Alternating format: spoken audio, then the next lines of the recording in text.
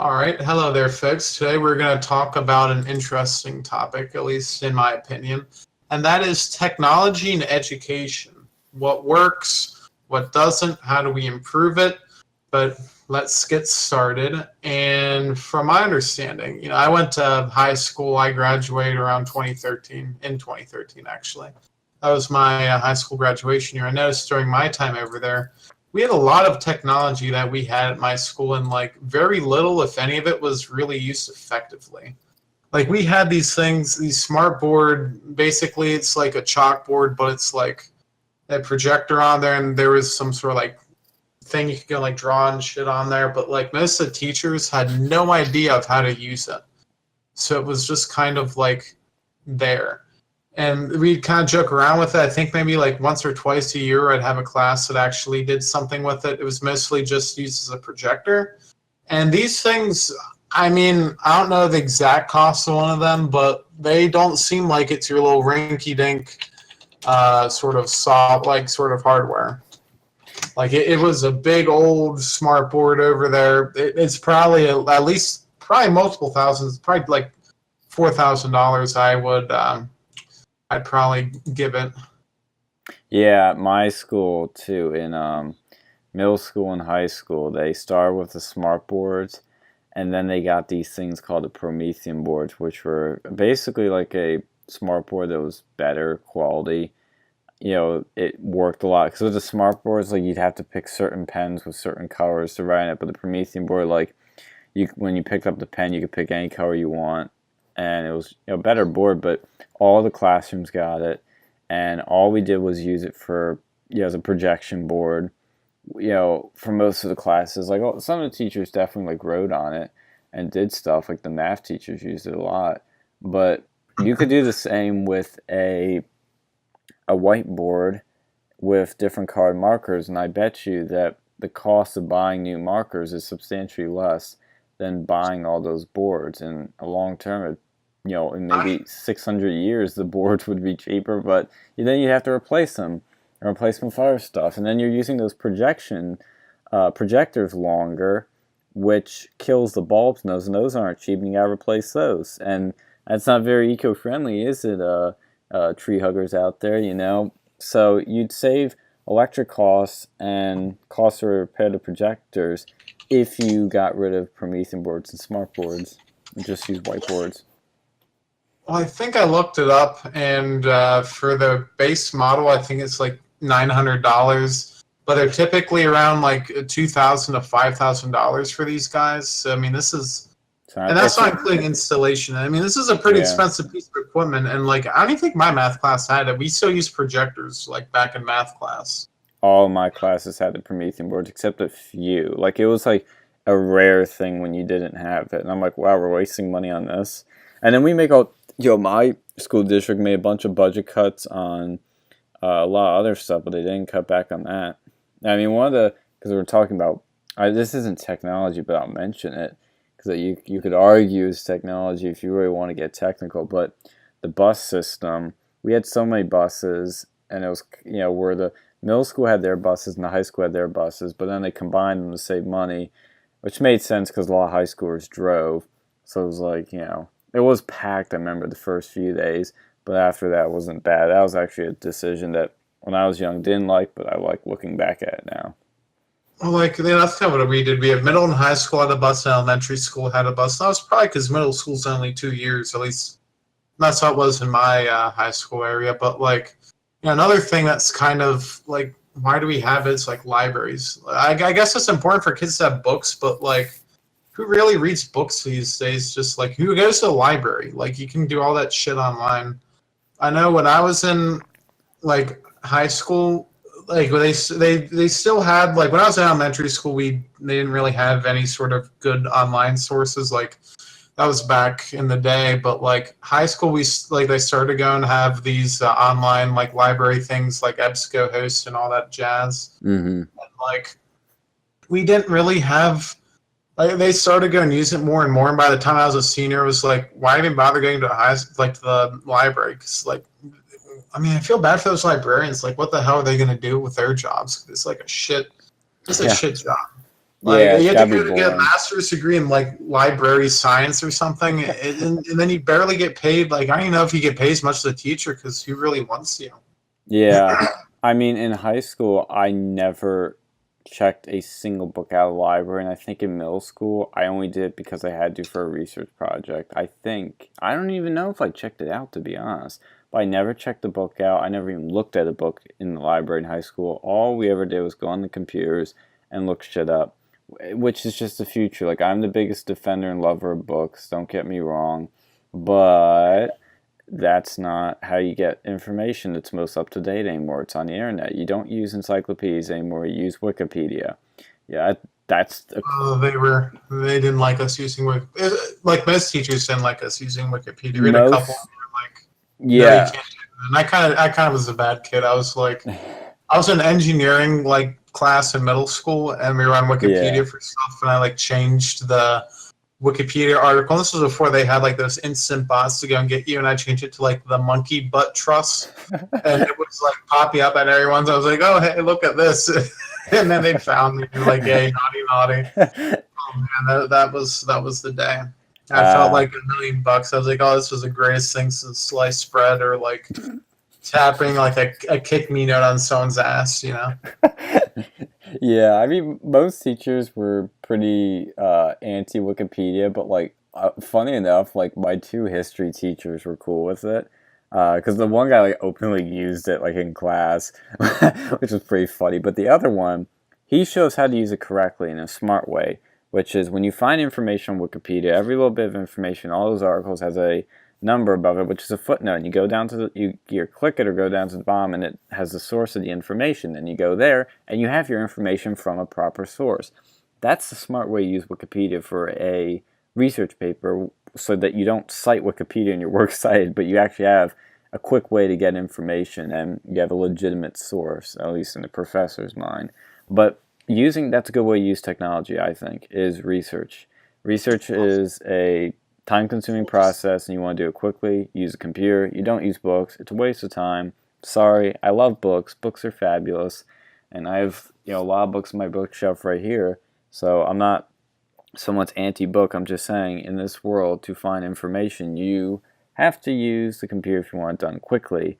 Now, with that said, like you were getting on with about libraries, I think they should be converted to just study spaces with computers. Have lots of chairs, lots of computers, and maybe a small section for books. But to be honest, I don't even see that necessary. But to make it still seem like a library. Well, I think a small section for books. I don't think we really even need like legit librarians there. No, I you don't know. don't. Like, what do they really do like all the time? Because I highly doubt there's that many kids there unless there was like a class doing a research project that had to use books. Like most of them just went on the computer.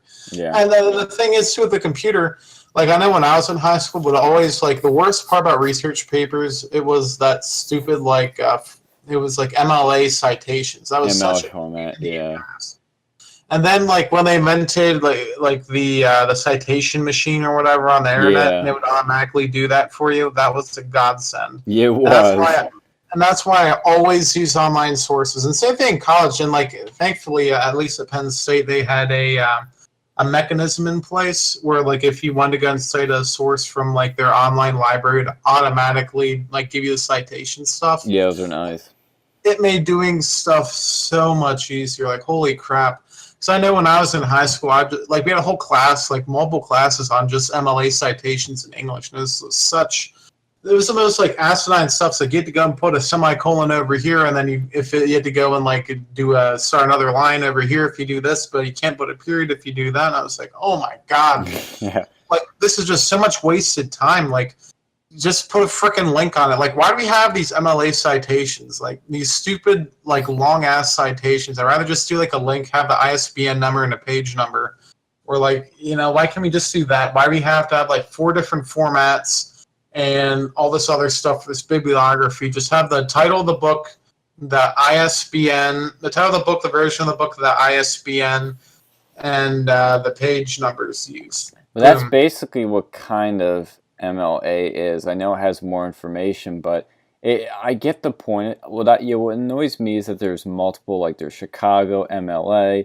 ALA or something like that. Like, let's just all use MLA, and I think that's pretty accepted amongst most professors. But MLA basically has, the author, the book title, the date of publication, and then the page numbers, basically. And then if it's a website, I'll have the link in there. So I'm fine with the format because it gives a nice formal way, so you can quickly see what's what.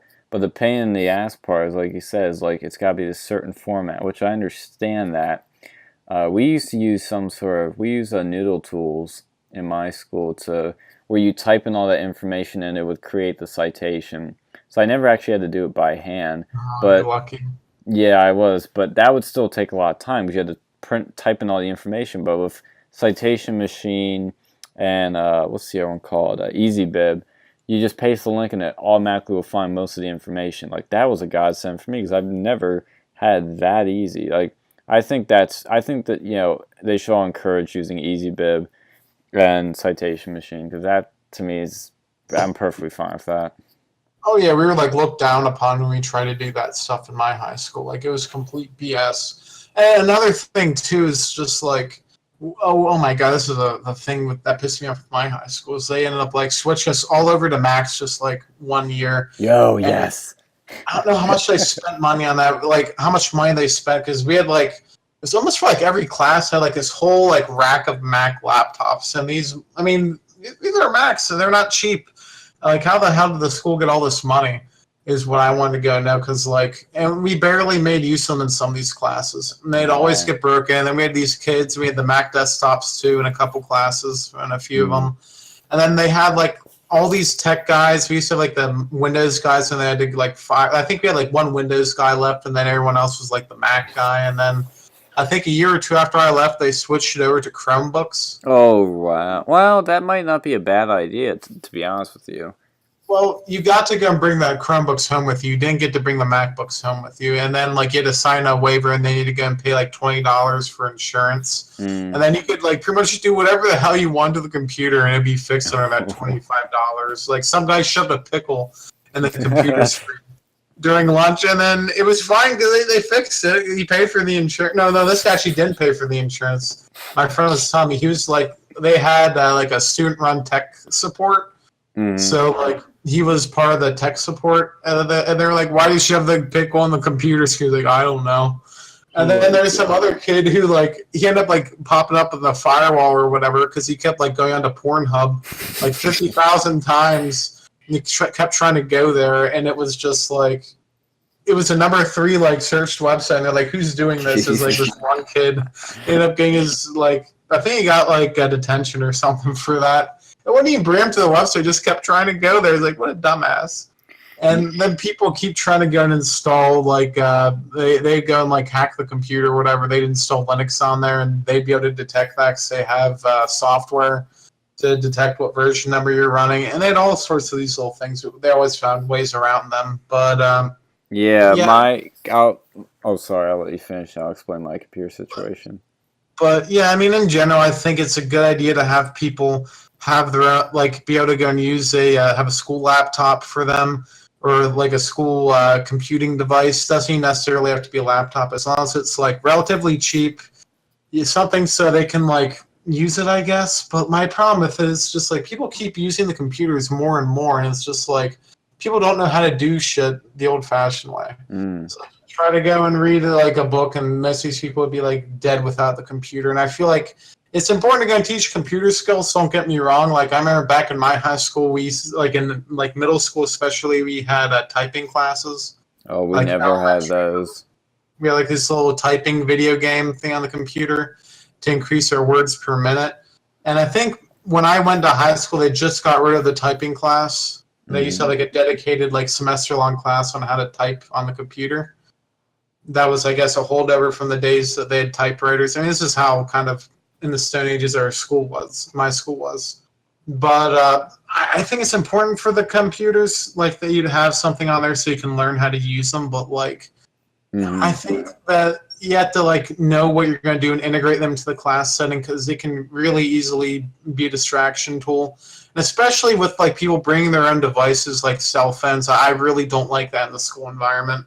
I see that as being too much potential for shenanigans to go on. Like, I know in the locker room we had problems. Like, some guy ended up getting like suspended for like taking a picture of like some girl in her underpants, and he got like kicked off the fucking what was it? It was the track and field team for like child pornography. Jesus. They wrote that on there for why he got kicked off. I'm like, oh my god. But he only got suspended, so it wasn't like anything. They called the police, and like no one really, like the parents didn't even care what the school did. And I was like, are you really gonna put that on his record? Like that's Yes. trying to be a dick to the student. Yeah, But, I mean, at my school, computers, we had, I think for elementary school, we had Macs. And then middle school and high school, we had Windows, which were all shit. They always broke. The teachers didn't know how to use them. They were cheap Windows computers. They were always slow. We always had to wait for the freaking updates from Windows 7 because they had them in a way that, like, the updates get, it checks for updates and downloads them before you use the computer. So you have to wait 5 hours just to check one thing for 1 second. Which was stupid. I always preferred Macs.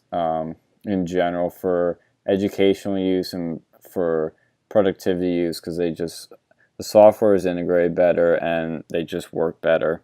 I don't know about that. Like, we had so much problems with the Macs. Like, the school, they had the bright idea to download the software that was supposed to improve the speed of the Macs because it took them forever to go. And like, we had a network area storage and it would take forever to use it. So they downloaded this software to speed it up. But that software was it was like one of the like 5 Mac viruses out at the time, and they God! And then everything got deleted off the network storage. And the one teacher, it was like there was like a digital art class. He got so pissed off, we just like played frisbee that day. It was great. We never had that problem. Like I said, our Macs were flawless, worked great.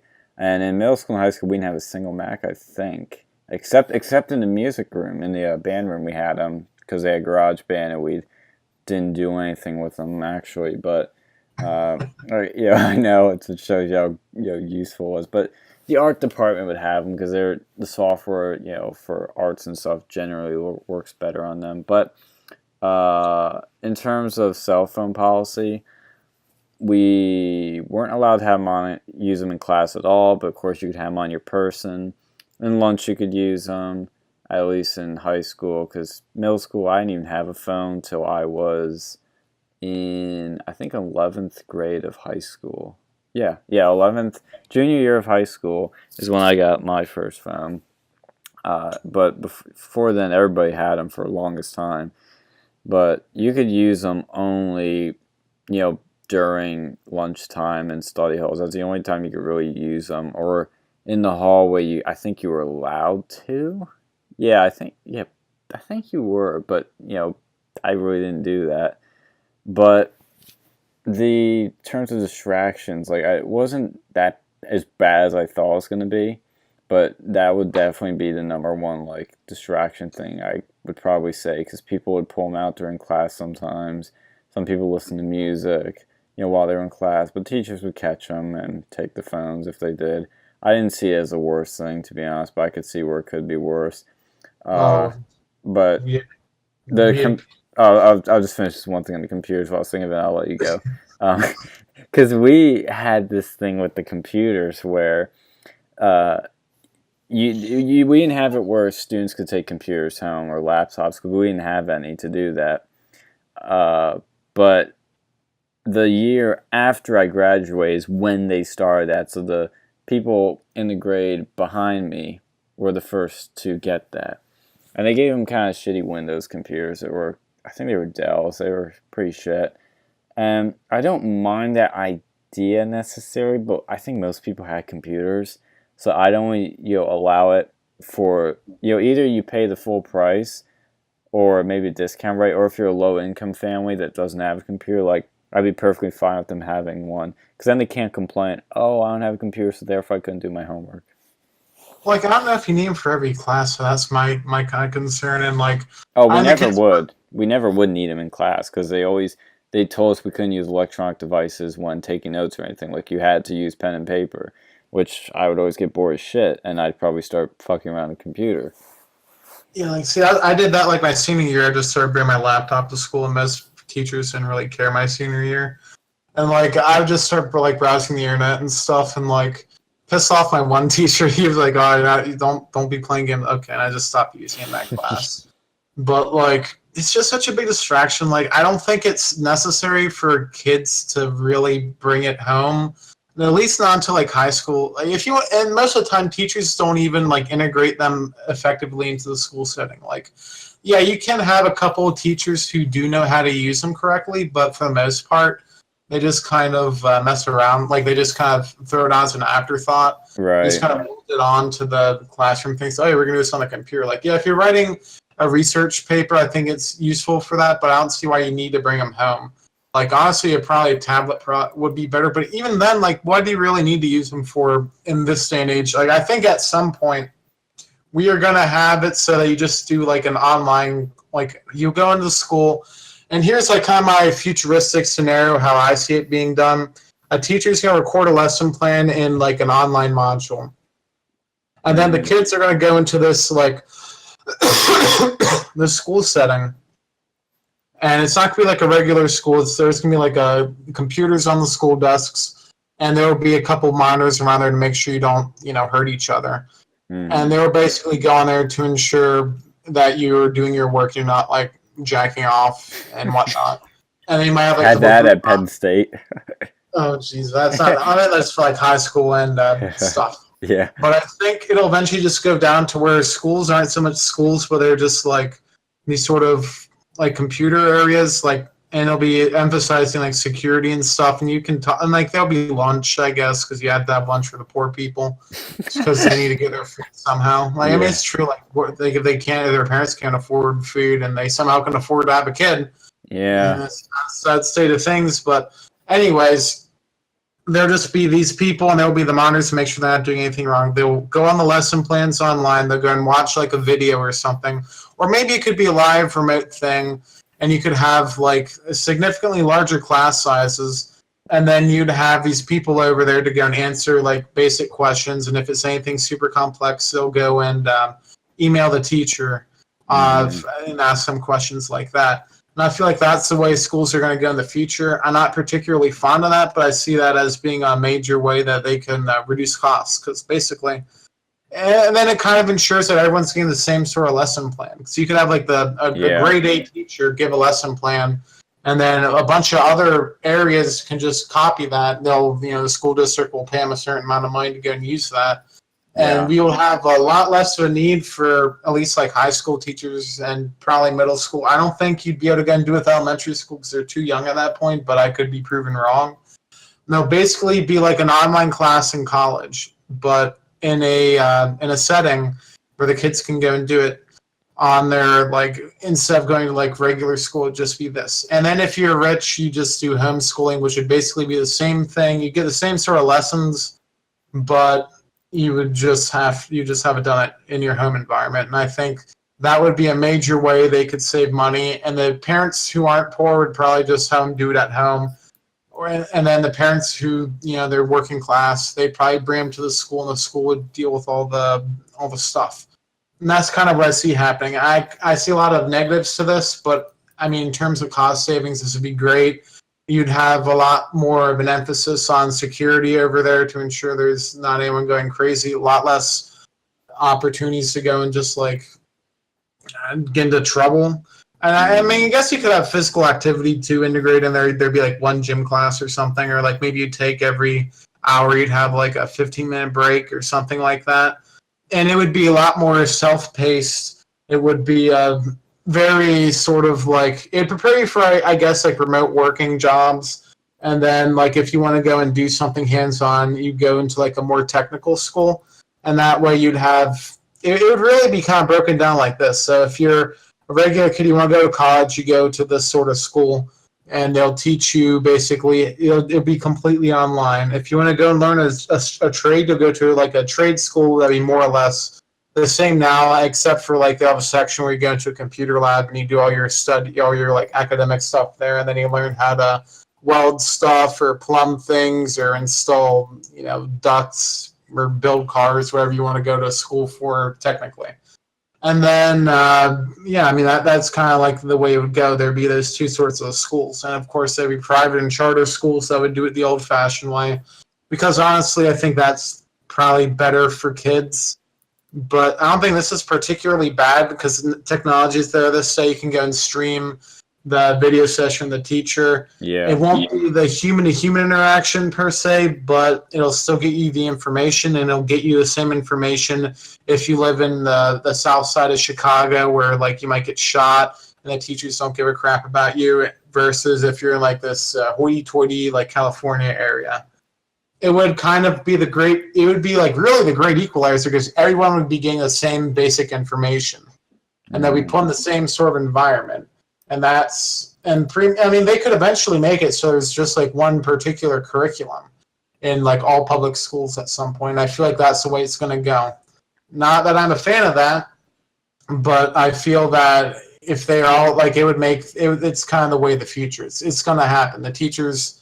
And it's not going to start out like that. Like it's going to start with every school district does this, and the school district will need less and less teachers because instead of needing like 5 English, 12 teachers, you only really need 1. And then they start going like that, and then they can kind of reuse most things. And then this district over there probably going like merge schools, and it would start conglomerating people. Maybe it'd just be like a Pennsylvania program, or like a Maryland program. A Tennessee program, a California program, and then certain ones they might mix together. That would save a very large amount of money, which is kind of good. But you still do need that human interaction. And I don't know how they would fix that, because like, you can see they have like Bill Gates's kid. His kids don't really learn computers.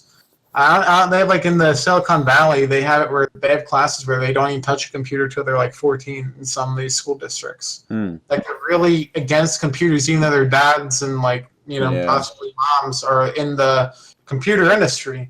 But apparently it works for them because this is like probably one of the most expensive school districts in the country. So that's kind of where I see it going. And some of the benefits and disadvantages of that particular aspect. What are your thoughts? In terms of where school's going, I think it's going to be, Khan Academy IRL in terms of not actually IRL, but it will be like what's the word I'm looking for? An accepted online. There will be an accepted sort of Khan Academy-esque online platform where a professor uploads lectures, they upload their spiel, the student does the work for it, they do papers they have to do for it, you go step by step by step by step, and then you get a homework, you do that homework, or whatever they're going to call it, and you complete your course for the day and you're done. Then you have a test you eventually do, you study for it, and you do it. All online, and I think that's great for low-income families because then they will all have the opportunity and access to education.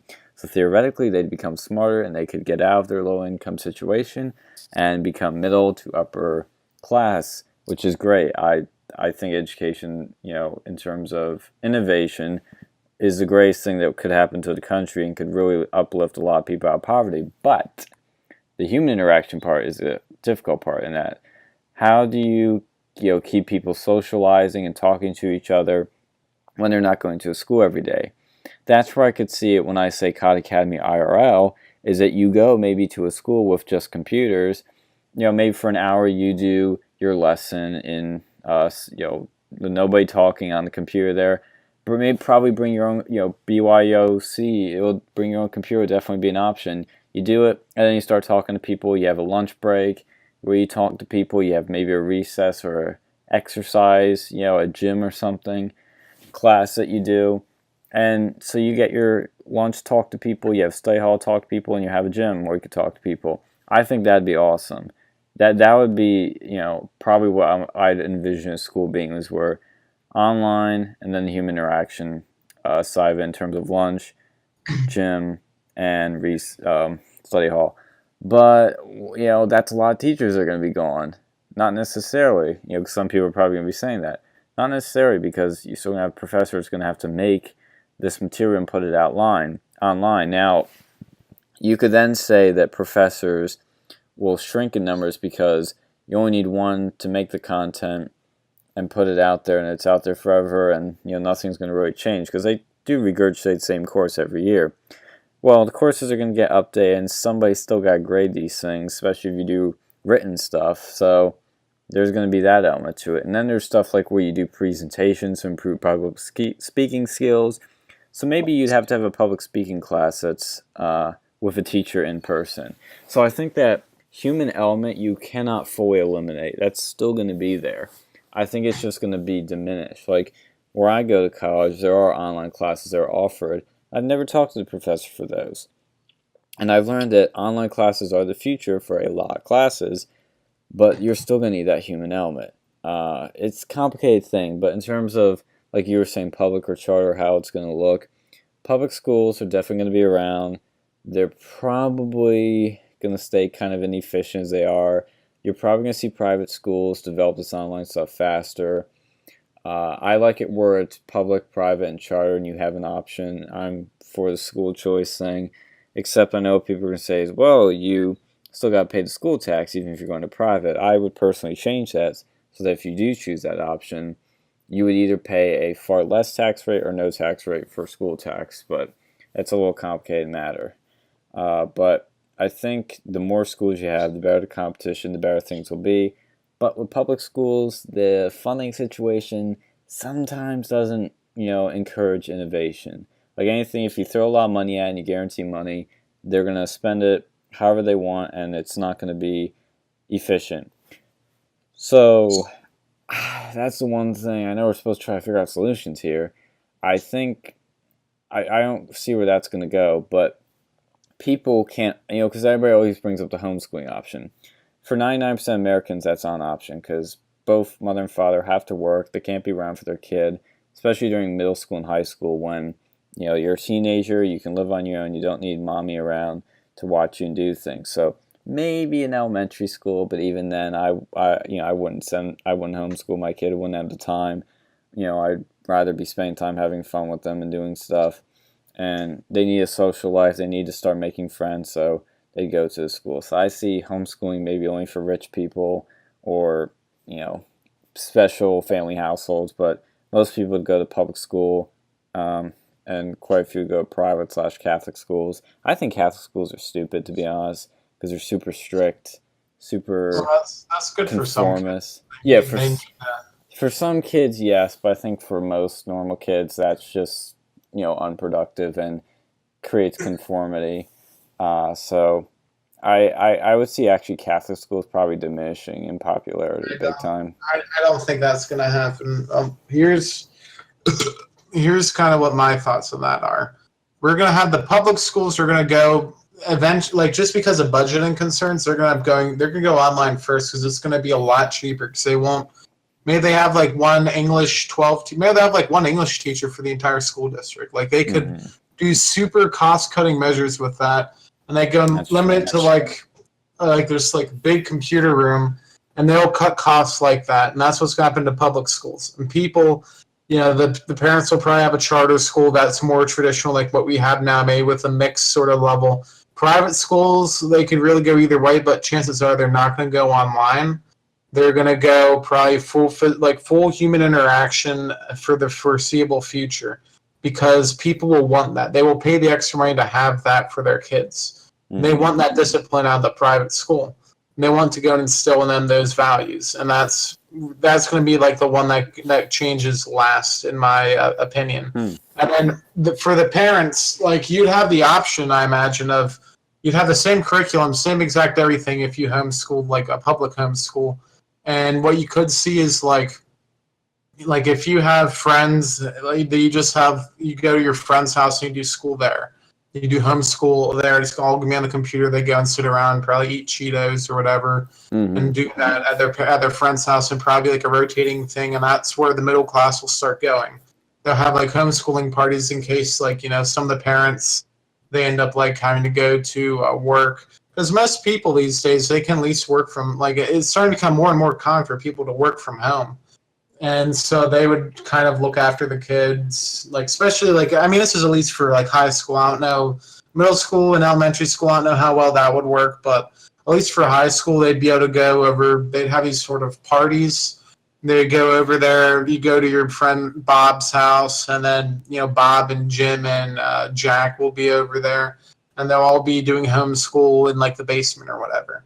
And it would be like a fun thing. That's where you get your social interaction from homeschooling. And like there's probably going to be like more social interaction from homeschooling, honestly, at least from digital homeschooling. And they'd probably have these sort of little parents would do that. The public schools, they'd go to school and it's probably going to suck, and they're probably going to have all the same sort of, curriculum that everyone else does in the homeschool, in the public school, because it's all going to be like this one program. It'll be like, let's say like Maryland University. That's what it'll probably be called, or something, or Maryland School. They'll send you like a little computer, and then if you go to school, they'll either give you a computer there. It'll probably just actually be in the building, so it'd be cheaper for them just to have it there year after year. Use like a Windows machine, and then do like a virtual machine, so you can't do too much screw-offy stuff during school time on the computer. And that's kind of what I see it happening. Like it's going to take them a while, but it's going to start with the poorest districts first, because there's going to be some guy who releases a curriculum like with all this stuff. Like they're going to be like, hey, I can either pay 55 or like 120 teachers full-time salary for a year, or I can pay 5 teachers. What are they going to do? They're going to do the cheapest thing, and then they're still going to take the rest of the tax money, but they'll find ways to waste it on something else. That's what public schools do. So they'll end up doing it like that. I mean, that seems to me like it'll happen, and it'll start in the most poverty-stricken areas. Yeah. Maybe there'll be like one. No, actually, it'll probably start out with like a fairly well-to-do school, like a well-to-do school district will do this, and then they'll have the teachers from there, like at least in that state, they'll go and post the stuff online, and they'll be full online teachers, and they'll get an increased salary, they'll probably get paid a pretty decent bit of money. Like, that's what they do in South Korea. Like the teachers make like the highest paying teacher in the world, I think, makes like $4 million a year. And that's where you're going to start seeing over here. Teachers' salaries will go way up, but there'll be way less teachers because it'll be like ultra competitive. You have to get that contract for that school district or that state. And that's where it'll start out. So the wealthier school district starts off this program.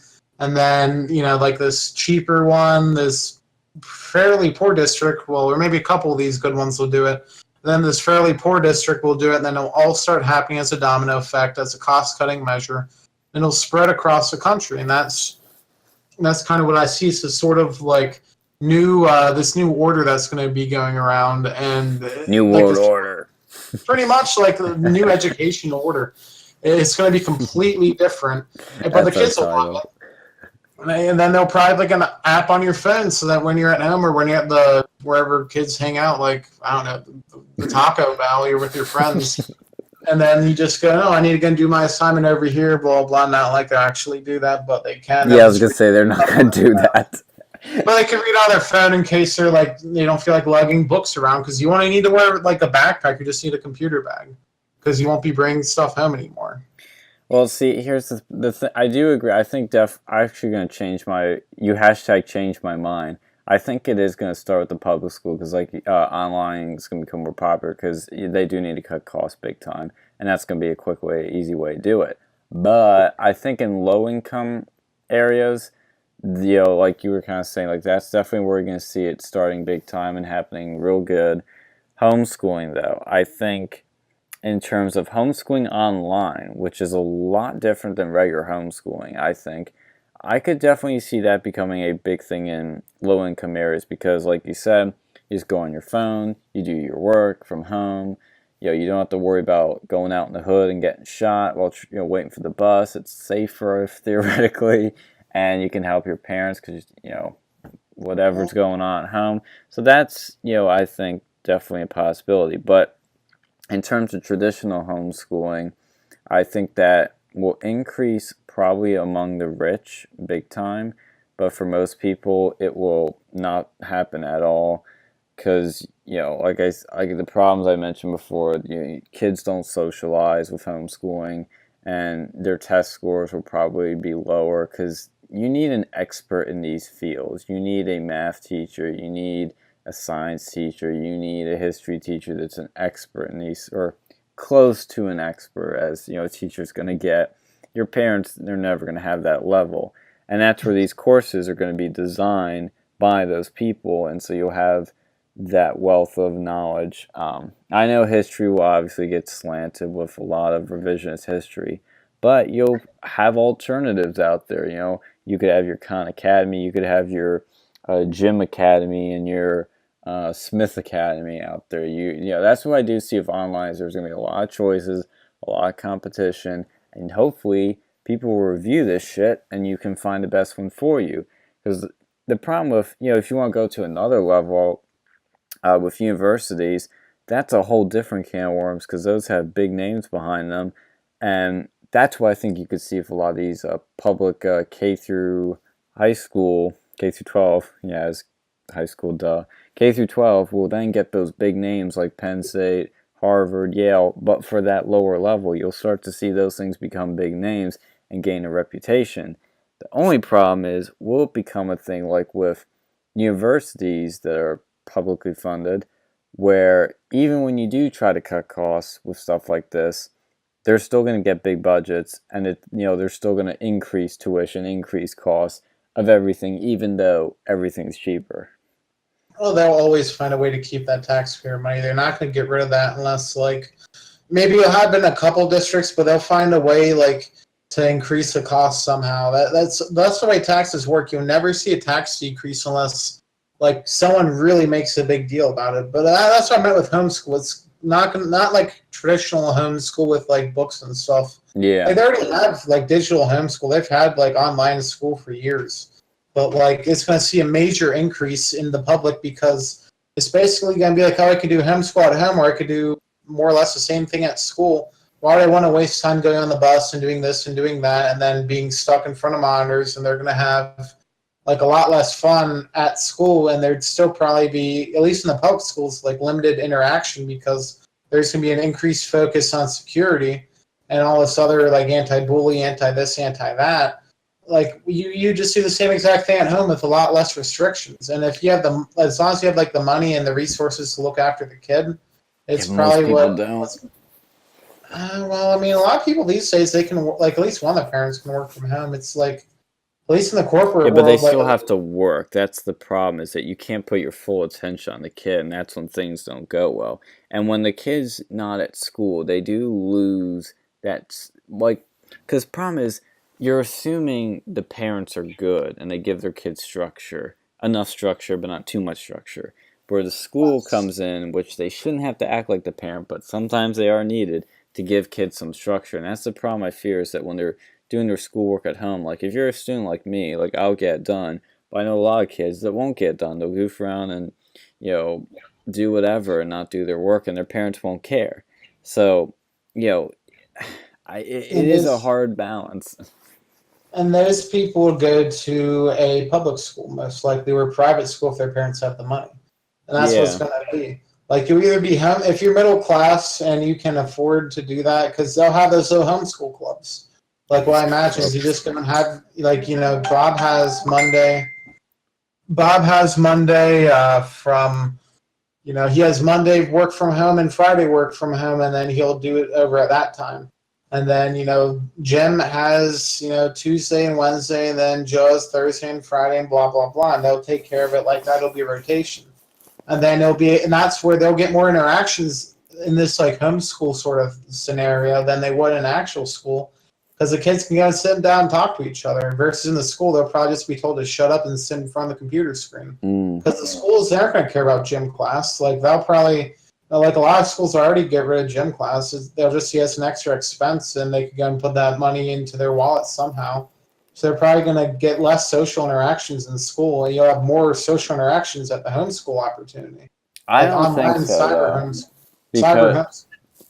Because I think kids, when they're at home, at least, in my perception, they don't go out and just find people to talk to. Like, you only talk to people outside school that you know in school. And I don't see how you can do that if homeschooling is meet people. Well, no, so, like, this would be in high school. Like, you'd have friends and stuff in the neighborhood. from like when you were a kid. Yeah, but people don't talk to each other in the neighborhood. Like, they don't. It depends on the neighborhood you live in. And then That's they might true. like make and form little groups and whatnot to go and like raise their kids. Because the schools, they'd be absolutely terrible places. Like I wouldn't want to live there. Like I mean, obviously I wouldn't want to live there, but it wouldn't be it wouldn't be like ideal. Like Well, maybe people, you could have. Well, see, here's the other end of it. Because in college, I meet all my friends through clubs. I don't meet them in class. That's kind of an interesting thing there. Whereas in middle school, high school, I met them all through class. I didn't meet any of them in clubs. I really wasn't interested in meeting clubs. So how do you, when you get all these online, courses, how are you doing with clubs? Are they going to become a different thing now? Are they going to even be a thing? Like, where's the marching band going to be? Where are well, all these school, things where you meet people going to be? public schools, at least in shitty districts, they're going to get rid of them. It's just going to be the bare bones, and they're going to take all that other money and spend on, I guess, babysitters for the parents. I don't know.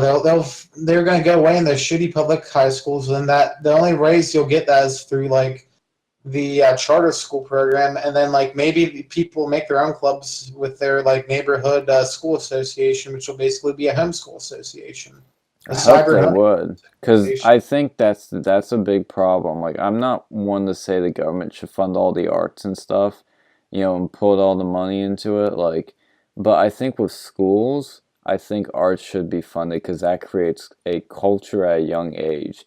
And if you don't have that instilled with society, like, people aren't going to appreciate music and art as much, and they're not going to have a culture. It's just going to be bland and boring, And like, what do you do about that? No, I'm not saying it's ideal, but I think that's what's going to happen. No, I I agree. That's think what I'm saying. That's a it's, problem. I think that is going to it's, happen. That's the problem. and that's why the homeschool associations, they'll be able to go and do that, and they'll probably be able to get some sort of funding. They'll be like, it'll almost be like a charter school kind of, but like it'll be mostly people who do stuff from home. They won't like maybe they'll have like a little clubhouse or something, but Maybe, then because that'd be I a don't see charter. that becoming a thing. That's what I'm Like saying. the Because charter schools would have that option, but if you're in homeschool, because I know homeschool kids, they already have like their own little groups, and they do things like they'll go to places and they'll see people. And one good thing about this online switch, the cyber schooling, whether in school or out, is that it will allow your child to have like a super individualized education plan. Like you could take, I know my buddy who's in cyber school, they had like making video game classes in like a middle school and high school. Like we never had that in my high school. Like yeah, we know that. just the amount of individualization you'll have will be substantially increased due to the online marketplace. But physical activities like sports, they're gonna have to be done. It'll be like your little league. It'll be outside of school. You have to go and pay like $20 and do it, and then you might be able to get some funding from the state. You might not. It depends on your area and who spend that money, and that's where the money could go to. And it'd be open to everybody just based on geographical area. And I think that's the ideal way for that to happen because if it keeps going the current situation, the current trajectory, I don't think they're going to put a high emphasis at all on the arts. It's just another expense and another liability. And if they're not going to have the schools really be schools as in the traditional sense, they're not going to have these like sports areas or these art areas. Yeah. Yeah, it's just that's, to me, that's an interesting problem because it's something we take for granted, and it could go the direction you're saying where these sort of homeschooling districts or whatever schooling we're gonna have in the future create it, but I don't know because I think what's nice about like in the public school is like you have a band room, you have a band there, you see it, and it's there, and you know about it, and you will get a drive to join it maybe, and you talk to people that are in it. But when you do this online at home schooling, you don't see it, you might not even know about it, maybe you do, but you don't talk to people that are in it, so you don't get exposure to it, and you're less likely to join it. Like, that's where I see a problem. Because I'm afraid society with all this technology is becoming, I don't want to say too individualized, but too alone and to themselves, where we don't talk to people more.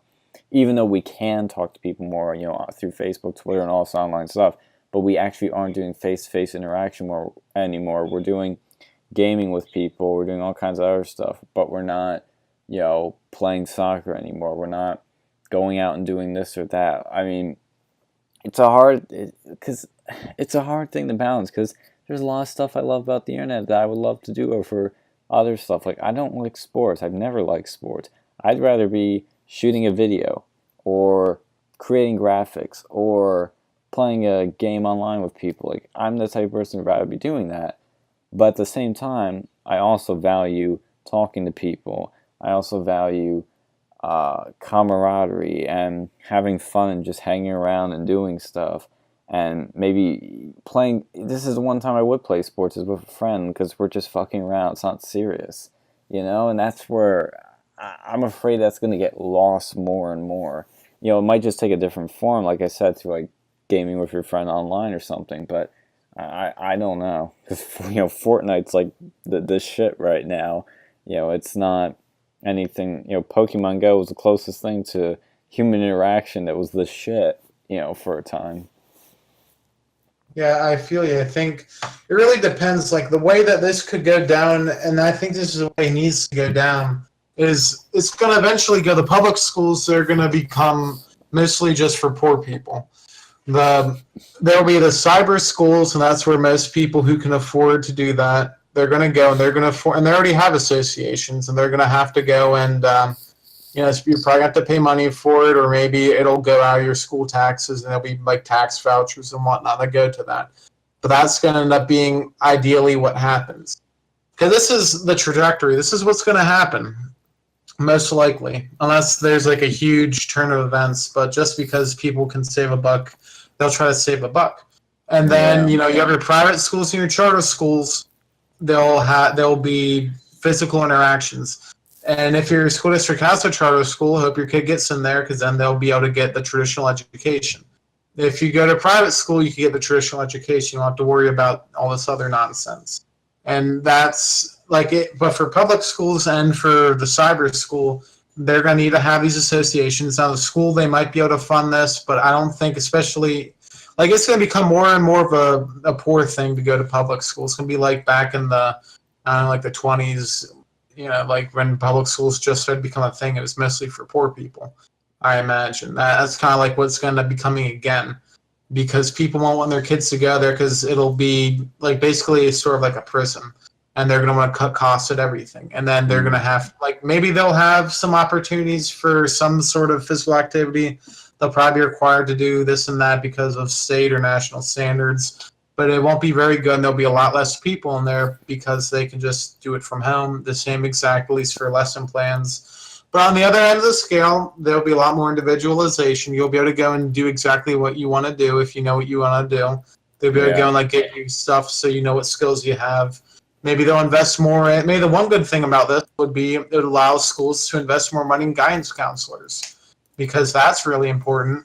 And even if it's online, at least have like some decent guidance counselor you can talk to. I'd rather have those than BS teachers. I'd rather spend more money in that, because the guidance counselors at my high school were just asinine. Oh, mine were shit. Like they were so useless. Oh my god, they didn't do anything. They're just like, oh, you need to think of what are your interests? Let's see. I like to write. I like to video. Oh, great. They didn't do anything. They didn't.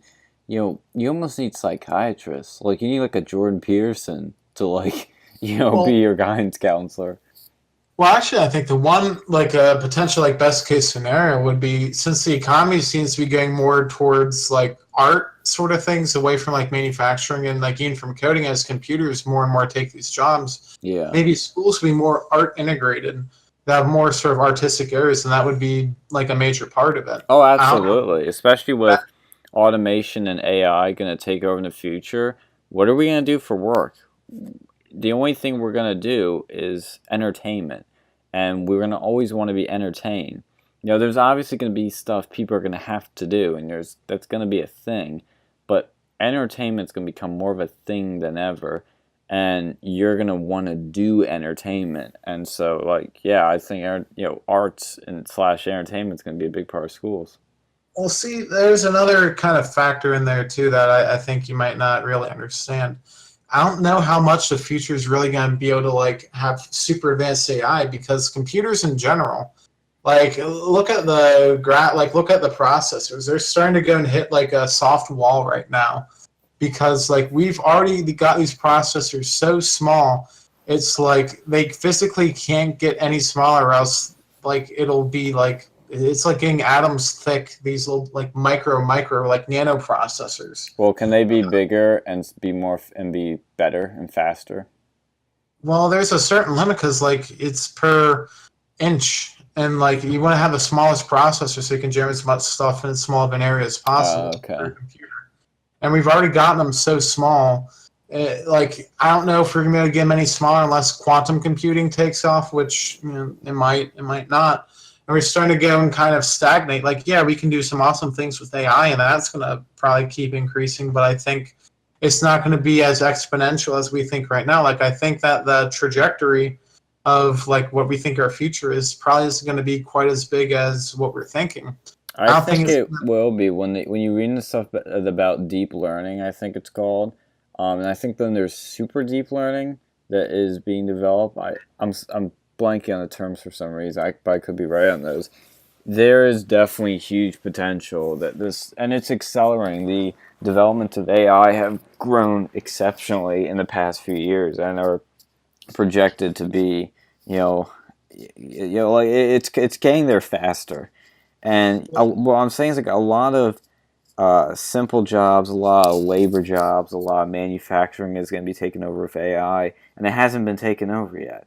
But then there's still going to be a lot of jobs that you're going to need humans for, like maybe a lot of stuff involving creativity, like advertising or graphics or even coding would probably still be human for quite a while. But when you develop an AI, a true AI, if it is a true AI, then it can do those things. And I don't know if we could reach a true AI, but we probably could, I think. Probably. I think we could, but I think we also could all like kind of hit a brick wall. We might just be we might end up being at like the precipice, like almost the top of the mountain, because like just the advances, like just look at the processors. Like this computer, I think got like 2014 an i7 processor. An i7 processor is still a pretty decent processor these days. Like back in the early 2000s, you have like a computer, and then another 2 years, your computer's already like completely outdated. Yeah. And it's just slowed down so much. And the only reason that AI is as powerful as it is because of cloud computing. And all that is like they have a server farm somewhere, and they just spend tons and tons of money on this AI. And eventually, space is going to be concerned and energy is going to be concerned. We're going to, limit. There's going to be a lot less sort of innovations than I think we think. Like, yeah, there's a lot of stuff with AI right now, but I think it's almost like a buzzword, I feel. It's a buzzword. It's gaslighting. It is kind of like a buzzword at this point. I mean, I see it talk about all the time, use like TED Talks, and even in the business world, I see people talking about AI. But I mean, we're kind of getting away from the main meat and potatoes of this article. It's still technology in schools, though, because theoretically, you could have AI teaching kids. Theoretically, but I don't think it would happen for a long time. Like, potentially, and that's the thing. That's the hard thing about predicting the future. But I think right now what's going to happen is we're going to start seeing, for the immediate future, teachers are going to start, like especially in poor districts, they're going to be substituting these sort of like computers into the classroom and having online classes. My school already had a couple online classes. That's going to start taking over for the majority of the like reading, writing, arithmetic of the poorer school districts. Then they're going to keep the after-school activities and like the band and whatnot, and that'll be more emphasized potentially. That's what they should be doing, is emphasizing that stuff and using the money. What I recommend is using the money from the less teachers to go more into guidance counselors, possibly psychologists, and definitely for for these like arts activities, like these sort of extracurriculars, because that's what really matters. That's what we're going to potentially need in the future, because there's going to be less jobs potentially in some of the harder fields as computers get more and more advanced and machine learning takes human jobs. Yeah. Now, they need to not be greedy and just cut everything and take that money. But you know, Yeah. this sort of dystopian future, I can kind of look at it, and they'll just have like the complete dystopian futures. They're gonna have like, you know, maybe one or two of these like online schools, or maybe three.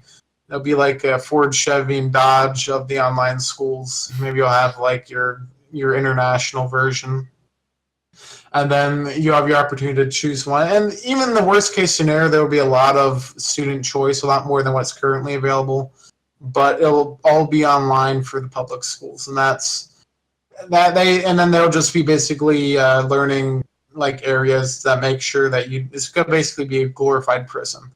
And that's the dystopian view. The positive view would be you could go and have schools be a lot more hands-on. Activities will be done in schools, because like you have your class for like an hour or two, you have the online class, and then for the rest of the day you'll do like fun things outside.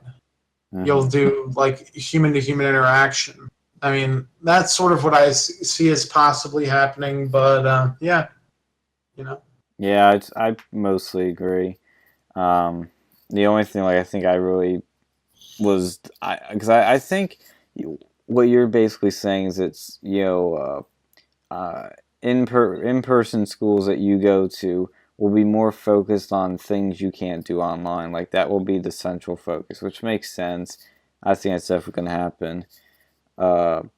But it's only a matter, I think what we will end on is asking, how long is this going to take? I think it will take within 10 years, I think, but I could be wrong. Well, see, they're already starting to integrate online classes. I don't think they're going to full-on take over, at least like a full-on class, for another 15 or so years. And then for like those sort of potential prison schools, I'd see those start popping up in like 20 years in like the poor districts. Yeah, I want to clarify something. I meant like in 10 years that these become a thing that's like a significant alternative option within 10 years. Takeover, 15 to 20 years.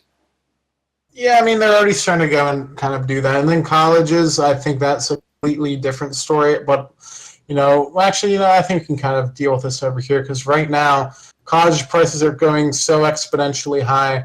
We're going to start to see more online colleges start to go in and take effect. And people start going to these colleges instead of a traditional college because of the price differential. And then, as we already see, at least at Penn State, they had online classes sort of interspersed in there. They're going to have more and more. And then they're going to have to start being competitive with these cheaper online universities. And then you'll see the cost, at least for the online universities, decrease, while the cost for a real in-person university will increase. Yeah. And, you know, that's kind of the good thing, is they'll drive college prices down. The bad thing is, if you don't physically go to college, like most of the benefit I had from college was getting to meet people. Exactly. If I lost that, it's like, what's the point?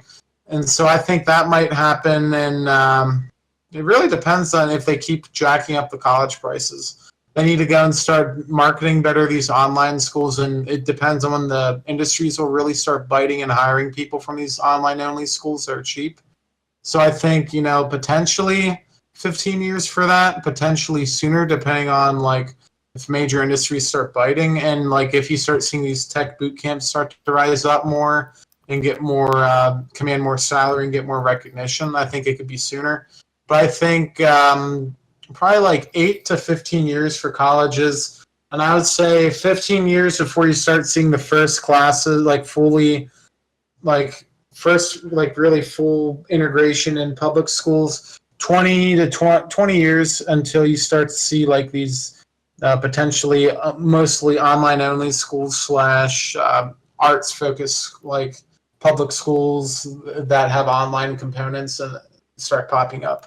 So that's what I see in the near future.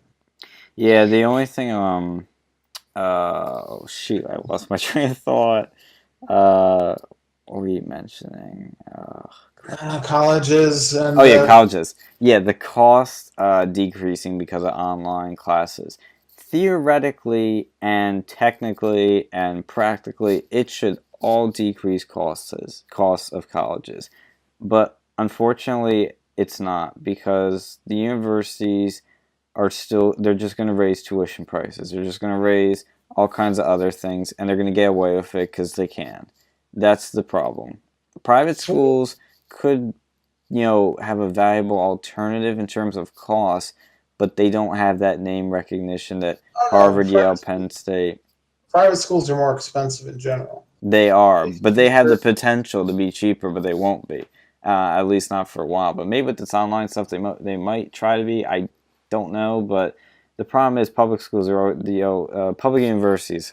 I don't want to say schools be so general, but public universities will stay just as expensive unless there is forced government oversight that lowers the cost and says it's got to be cheaper. You can't be paying people this much. That's the only. I'm not trying to sound like a Bernie Sanders supporter because I'm not. But that's the only. It's either their costs are going to stay the same, and by raising tuition prices, or there's going to have to be some government intervention to force them to lower prices. Well, it depends on the industry, really.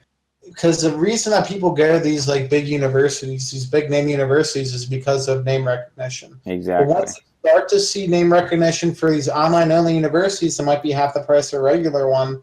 The regular universities will get a lot less people because they're like, oh shoot, I could spend $5,000 a year for this online-only school versus $20,000 here at this Penn State or Michigan State or whatever. Mm-hmm. And that's going to start to be a major issue once you start to see more of these online schools start to get recognition and more of them start to pop up with competitive programs. But right now it's still in its infancy. I've taken some online classes and yeah, it's good for a few things, but it just isn't there yet all the way, and it's mostly the name recognition. So I'd give that some years, but eventually the free market will take over.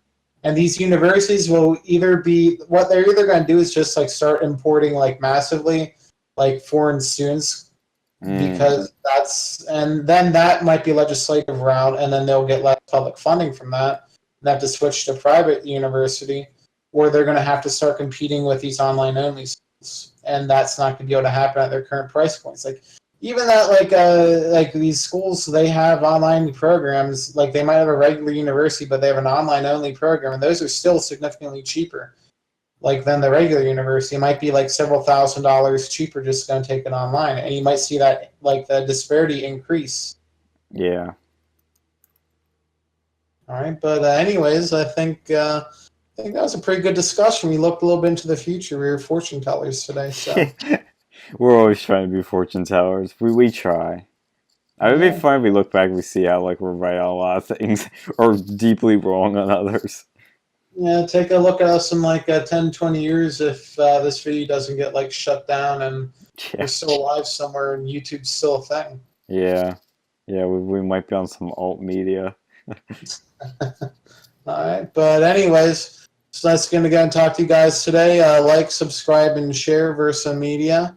And you guys have a good night. Yep. Yeah, make sure you do all that because there's no other way to get our name out there because YouTube definitely ain't going to let it happen. See ya. Bye.